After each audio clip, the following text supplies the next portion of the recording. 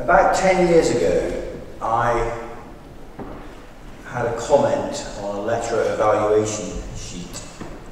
For those of you who don't know what a lecturer evaluation sheet is, it's something that students fill in to assess and mark people who teach them. And the lecturer evaluation sheet has questions, and the questions are things like, can you hear the lecturer at the back? Is the lecturer well prepared? Can you take a good set of notes? That kind of thing. And this student filled in the sheet and he crossed out all the questions. And in the margin he wrote irrelevant. And in the comments box below, he or she said, Gervas does not give lectures, he gives performances. Now, I know that some of you are turning up here expecting to receive one of my performances, and you're not going to. I didn't do that last year, and I'm not doing it again this year. I am actually going to read it.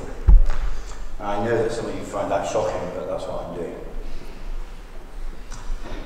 Before I start, I just want to make a couple of acknowledgements. First of all, I'd like to thank Douglas, who I thought was sitting over there, but he's not, he's sitting there. Douglas puts a lot of effort into producing the slides for me, and this lecture wouldn't be the same without his help. And the other two people I want to thank are Olga and Alex, who are sitting in the front row, and they've helped me with some of the number crunching. Oh, and I suppose I should thank all the students who voted for me, and the students who nominated me. Okay, right, I will now start. This lecture is motivated by two ideas. The first idea is that the introduction of fees was justified. The change in the funding of higher education introduced by successive governments since 1998 is, according to the argument of this lecture, justified. The change in funding I'm referring to is the introduction of fees. Fees were introduced in 1998. And you need to know some dates in this lecture. One of the dates you need to know is 1998. That's when a fee of £1,000 was introduced. In 2006, the fee was introduced from £1,000 to approximately £3,000, and next year the fee will go to a minimum of about £6,000, and in this university students will pay £9,000. The only alternative to fees paid by students, according to the argument of this lecture, was a continuation of what has been called unfunded expansion. Unfunded expansion involved ever-increasing number of students with an approximately fixed budget, with the obvious consequences for the quality of education. The argument that we're going to be looking at today assumes, of course, that fees have increased resources available to universities. However, the picture is a bit more complicated than that. A proportion of the fee now paid by students, or at least a proportion of the fee that's coming in next year, is a switch from tax funding to funding by students. In other words, £1 that came from the Treasury is now paid directly by the student. And that in itself does nothing to increase revenue. However, it's not the case that the entire fee represents a switch from tax funding to funding by students. The cumulative impact of the fee regime introduced in 1998 has significantly increased revenue for universities in this country. It follows that students are entitled to see improvements in their education. The second idea I want to explore is that the changes in funding regime on their own offer no guarantee that students will receive a better education. The argument I want to examine was made by Ian Gibson, who is a backbench Labour Member of Parliament. Ian Gibson was one of the rebels who voted against the Labour government's 2004 legislation introducing top-up fees. In the second reading debate, he made the following remark. I believe that the money will go to research, but not teaching. That is a problem when we are considering providing support for undergraduates. One has to know the structure of universities and how they operate. I therefore do not believe that students will get much extra value. It's worth saying something about Ian Gibson and who he was. He entered Parliament at the age of 59, which of course is very late. He spent most of his working life as an academic biologist at the University of East Anglia, where he taught for more than 30 years. He held positions as a lecturer, as Dean of the School of Biological Sciences, and finally as a professor. As far as I know, there was no other member of Parliament who had his experience and understanding of how universities function. Unfortunately, his argument was completely ignored. It was ignored in the setting of reading debate. No other MP took it up. And it was also ignored in the press and has more or less been ignored ever since. Almost nobody has focused on how the money will actually be spent. Of course, there is a focus about access. There's a huge debate about access, which I'm not going to discuss today. But the question of how universities spend money has received very little attention. My first academic post was as a research assistant to Professor Nick Barr at the London School of Economics. My job involved helping Nick with his proposals for income contingent loans.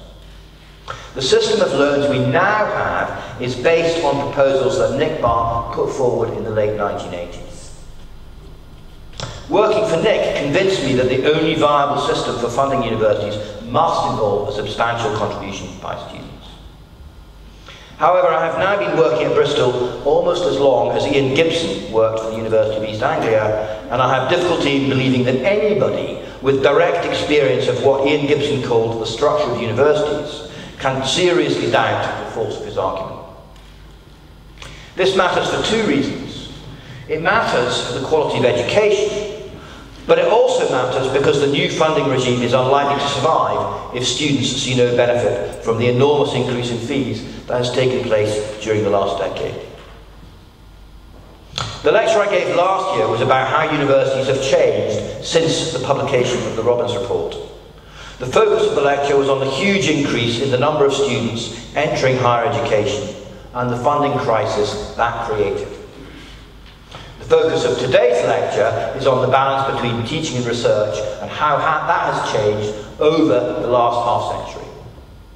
In order to build on that argument, I will once again draw on the Robbins report.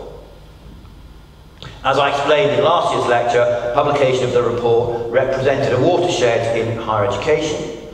The report did for higher education what the 1942 Beveridge report did for social security.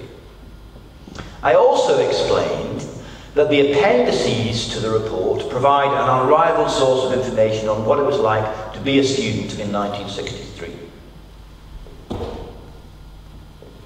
So that's just a little bit of background, including what I did last year. In last year's lecture, I divided the period since '63 into 3 eras. There's the era of what I called the Robbins era funded expansion. Then there is an era lasting roughly from 1980 until 1998, which is unfunded expansion. And then there is the period which I've called the impact of fees since 1998. Today I'll look at really unfunded expansion and the impact of fees. So what I want to do now is go back though to 1963 and answer in much more detail than I did last year what it was like to be at university in 1963. And what I'm going to do is I'm going to look at detail on contact hours, class size, feedback, and PhD students teaching, the role of PhD students in teachers. So I'm going to be looking at contact hours as reported in the Robbins report, class sizes as reported in the Robbins report, feedback as discussed in the report, and the role of PhD students in teaching. So first, we'll begin with contact hours. Contact hours. In most subjects, since 1963, there actually isn't much change in contact hours. In sciences, there's almost none. In social sciences, there might be a small reduction, I think. This is all based on my own understanding of what contact hours are like today, we don't have any comparable data. So we have very precise data for 1963, we don't have good data for today, which is an extraordinary state of affairs, but it's true. For example, in economics, contact hours in economics, as reported in the report, average contact hours are almost exactly the same today as what they were in 1963. I think where there probably has been a reduction in contact hours is in the humanities. For example, here I've got some figures. 47% of students had between 10 to 19 contact hours per week in the humanities. Well, that's almost certainly higher than we get today. However, if you look across all disciplines, the strongest impression I have is one of continuity. For most students, especially students studying STEM subjects, contact hours today are almost identical to what they were in 1963. And to focus on contact hours as a measure of teaching quality is a very serious mistake. Class size. The Robbins report defines a tutorial as involving 1 to 4 students. It also defines a small seminar which involved 5 to 9 students, and then it involved then it had a category which it called a large seminar, which was more than 10 students. And it gives precise figures for the number of hours students had in a tutorial, in a small seminar, and in a large seminar. And it breaks it down by university, so that the massive detail in this report is amazing. Okay? I'll read 2 passages. In the humanities, and to a lesser extent in social studies, there is considerable provision of tutorials at all universities. In scientific subjects, there is less tutorial teaching outside Oxford and Cambridge. At all universities, seminar teaching is far more common in the arts than in science subjects. To sum up, class sizes have increased significantly in all disciplines, but especially in the arts, the humanities, and the social sciences. Feedback. Feedback is discussed, again, at length. There's an enormous amount of detail about how much work students got marked, etc. And once again, we don't have the same detail for today, so we're in this bizarre situation where we know more about how much feedback students received in 1963 than we do today. Direct comparison is therefore not possible. I will just quote the recommendation of the report, and the recommendation of the report was that every student should be regularly set written work, which should be returned and discussed with the student. However, it's fairly clear from the report that that condition was met in '63. In other words, in 1963, in the humanities, 70%, and in social sciences, 65% of students received written comments and then discussed that work with their tutor. So you would get the essay back or whatever it was, you would have the feedback, and then you would go and see your tutor. The overall impression you get reading the report is that students were satisfied with both the quality and the quantity of feedback. Now, just before I move on to the next subject, there's something I want to say about the interaction between feedback and class size, and I think this is something that's missed. The benefits of small classes are not confined to the classroom. If the number of students in my class doubles, it's more or less inevitable that I must spend less time marking. Precisely because marking is so time-consuming, if my marking load per student doesn't fall, there isn't much point in increasing the class size. So increasing class sizes and poor feedback scores in the NSS are different sides of the same coin. Teaching by PhD students.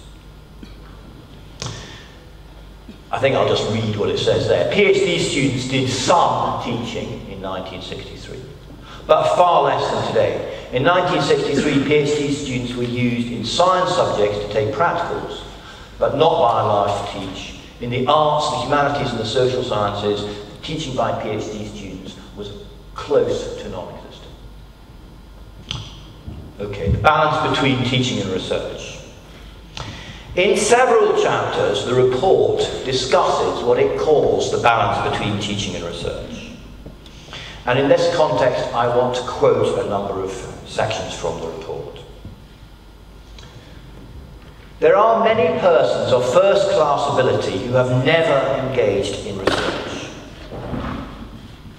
in the narrow sense, or have felt any urge to publish, but whose breadth of culture, rightness of judgment, and wide-ranging intellectual curiosity are priceless assets in a department or a college. In 1963, there was no formal division of labour between teaching and research, but there was an informal specialisation, and it was clear that the report approved of that informal specialisation. If you read the report carefully, it's quite clear this is something the committee thought about, and it's quite clear that the committee strongly approved of a situation where some people focused on research and some people focused on teaching. Although, as I say, and I repeat this, it was an informal separation. You weren't on separate promotion paths, but the existence of some people who everybody knew weren't really research applicants was fine. That was accepted, and it was thought to be necessary. Another passage. Original work is essentially personal, and though it should be fostered and encouraged, it should not be forced or imposed as a duty on all teachers. That, of course, describes a culture which has vanished a very long time ago. On the overall balance between teaching and research, the authors of the report were broadly satisfied. The committee believed that in 1963, I need to read this carefully, cases where research is carried too far at the expense of teaching are fewer than those where teaching time might well be lessened to permit more time for research. In other words, insofar as the report did propose a change, it almost was saying, look, you need to do a bit more research. There are some universities where, frankly, you're putting too much time into teaching. That was the direction, if any, that the report was hinting at. However, that view, the view that, if anything, some universities put too much effort into teaching and not enough into research, was tempered by the next quotation, which is critical. The extent to which a narrow criterion of academic excellence has invaded British universities is sometimes overstated. We are convinced that the danger exists. It may make persons without either the gift or any genuine urge to engage in research do so because they feel that promotion depends on it. And what the report was really doing there was looking across the Atlantic. They could see which way the wind was blowing. They could see that in American universities there was a focus on research that was starting to squeeze out teaching, and the report was anticipating that that process was going to go further, and they were warning about it. Okay, the report makes 178 recommendations. I won't go through all of them, but there are two which are relevant. First, because teaching and research are complementary, research should not be removed from universities and concentrated in research institutes. Now that's something that the report was very eloquent on. They didn't want to see a separation at the level of institutions between teaching and research. They were emphatic that you needed to see both embedded in one organisation. However, they also wanted to see more explicit promotion criteria for teaching, because I think they understood that the world was changing, and the informal arrangements which they described, they knew those arrangements weren't going to continue working. So in appointing and promoting staff, more weight than at present should be given to qualities other than distinction in research, and in particular to ability as a teacher. Summary. In 1963, on the eve of the Robbins expansion, students at British universities received an education that offered them the opportunity for extensive engagement with academics on a formal and informal basis, in genuinely small group tutorials, in seminars and discussion periods. Feedback frequently took the form of discussion with staff as opposed to written comments, although it was not uncommon for students to receive both kinds of feedback. Now, I'm now going to give you some data, okay? And the data will be looking at the winners and losers throughout the period of what I've called unfunded expansion. And then the era of fees, and I will look at winners and losers. So what we're going to be looking at now, the next few slides are the crux of today, really. We're looking at the impact of unfunded expansion on different disciplines. Because most of the discussion of what happened to higher education just takes averages. It doesn't look at what was happening to the funding of different disciplines. And so we're going to be, I'm going to look at who the winners and losers were through that period of unfunded expansion. Then I want to look at who the winners and losers have been through the period of expansion. Sorry, of fees, I'm sorry, of fees. Okay. So to do that, we need to start with a table, and you need to understand there are these price bands. The price bands in 1963 were referred to as medicine, pure sciences, applied sciences, and arts. And those price bands are bands A, B, C, and D. Today, they correspond to the clinical stages of medicine and dentistry and veterinary science. Then band B corresponds to lab-based subjects, that's engineering and most sciences. And band C applies to subjects with a studio, laboratory, or fieldwork element. And finally, D applies to everybody else. So if you are arts, humanities, social sciences, you're band D. Next slide. Now, what we can then see is the fee that the government paid per student in 1963. And what you can see is that for an arts student, it was £568. For a medic, it was £1,000. What you need to remember about those numbers is that the medic gets twice what an arts student gets. So the cost per student for a medic was double. And for the science subjects, the STEM subjects, it was in between. So now, what we're looking at here is the bottom row is the humanities, and you can see that humanities recover, the humanities do worse because they go from their funding falls to 29% at the 63 level, and they recover to almost 60%. And then the second row is the medics, and the medics, their funding falls by least, and the impact for them of fees is smallest.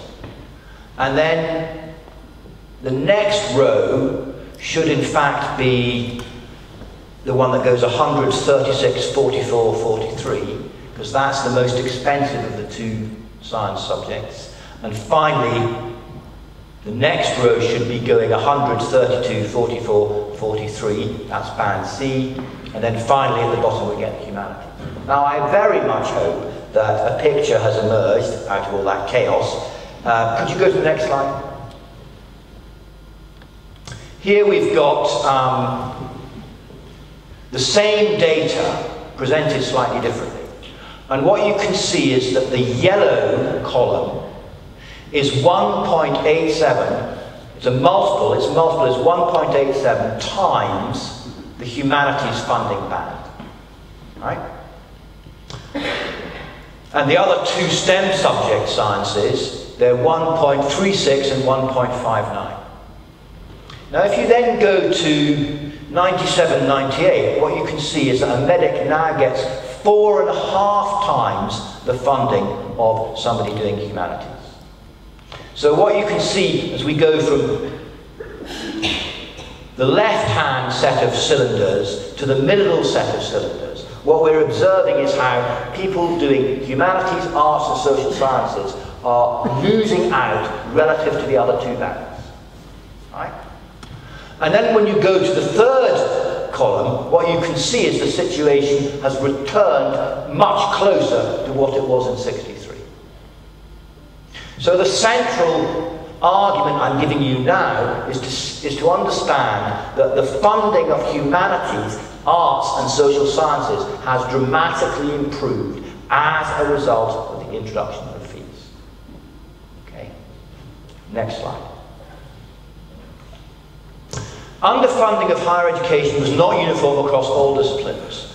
The unit of resource fell by more in the arts, humanities and the social sciences than in medicine and STEM subjects. Since 1998, this situation has been partially reversed. Okay. A productivity miracle.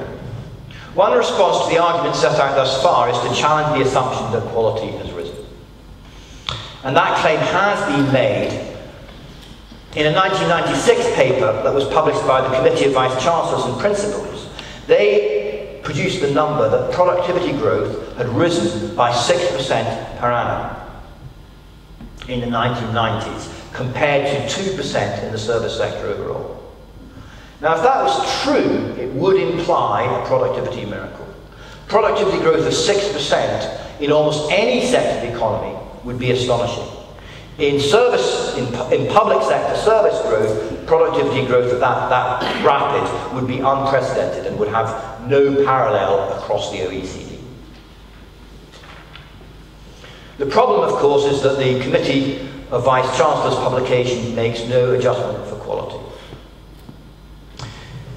If increasing class size leads to no reduction in quality, then productivity has increased, but in that case, class sizes should rise.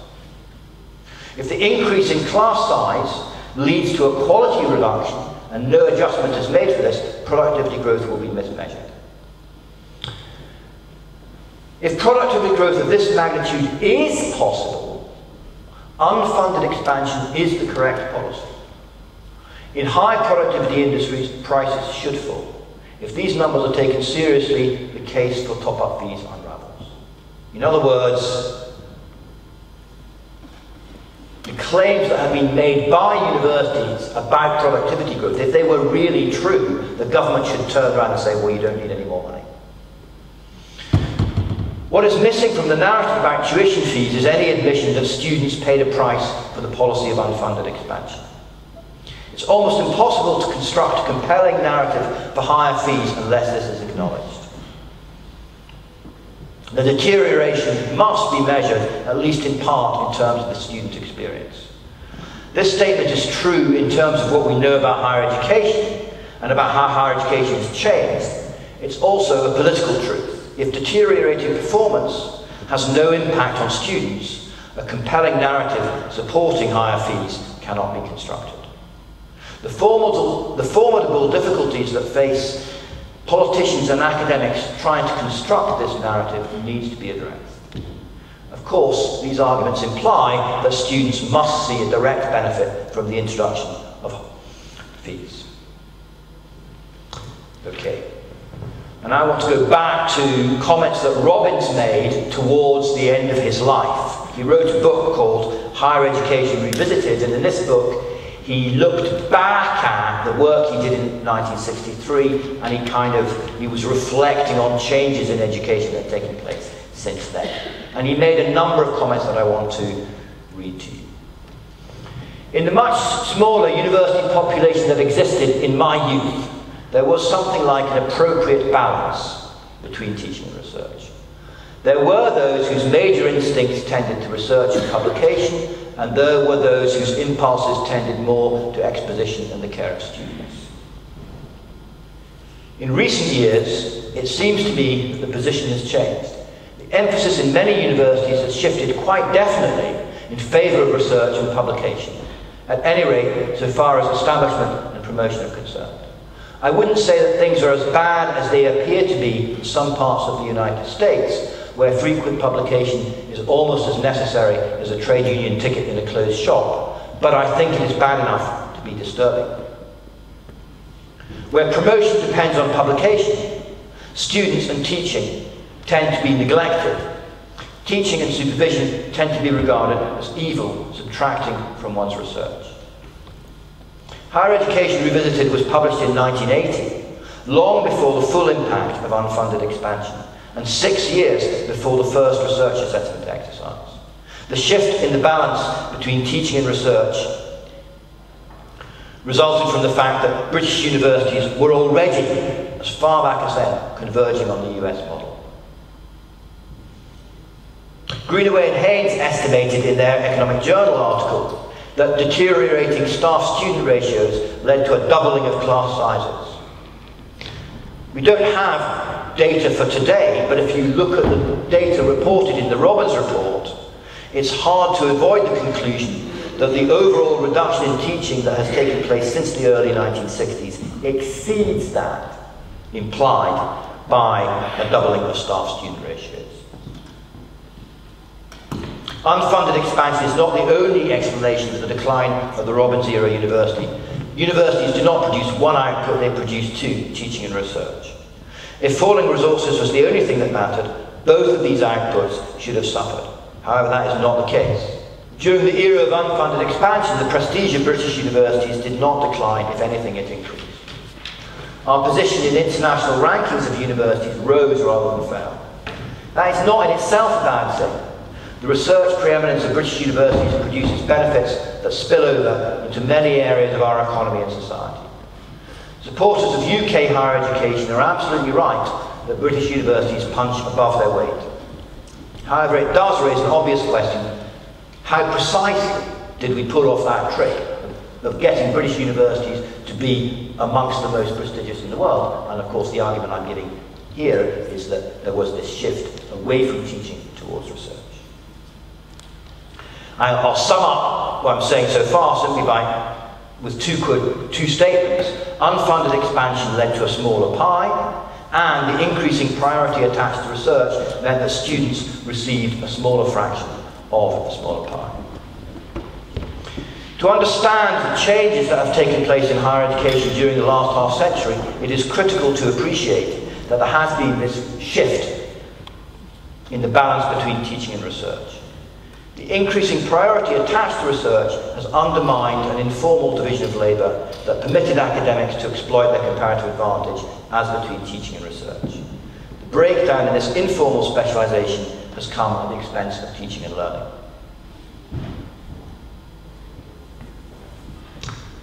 I will now give what I call Mandy Rice-Davies' objection to this lecture.